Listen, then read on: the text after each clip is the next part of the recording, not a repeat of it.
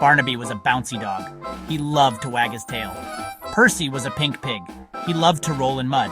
They lived on a farm. They weren't the best of friends. One sunny morning, Barnaby chased a butterfly. He didn't notice where he was going. Percy followed Barnaby. He wanted to see what the fuss was about. They found themselves at the edge of a forest. They had never been there before. It looked dark and mysterious.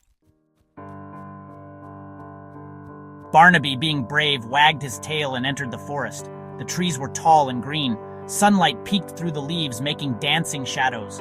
Percy hesitated. The forest was quiet, except for the rustling of leaves. It smelled different too, like pine needles and damp earth. Barnaby barked encouragingly. He wanted Percy to come along. Percy, taking a deep breath, followed Barnaby into the woods. The forest was full of surprises. They met a family of deer, their eyes wide and gentle.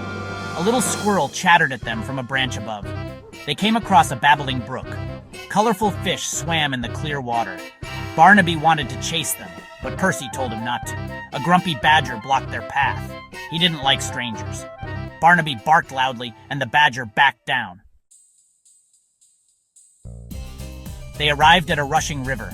It was too wide to swim across. There was a narrow, rickety bridge. It looked very scary. Barnaby whined. He didn't like the look of the bridge. It swayed in the wind and the wood creaked. Percy, surprisingly, took the lead.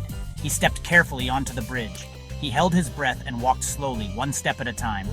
Barnaby followed closely, whimpering softly. They reached the other side safely. Barnaby licked Percy's face. They had faced their fear together.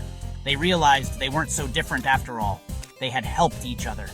They became the best of friends, and they returned to the farm, telling everyone about their adventure.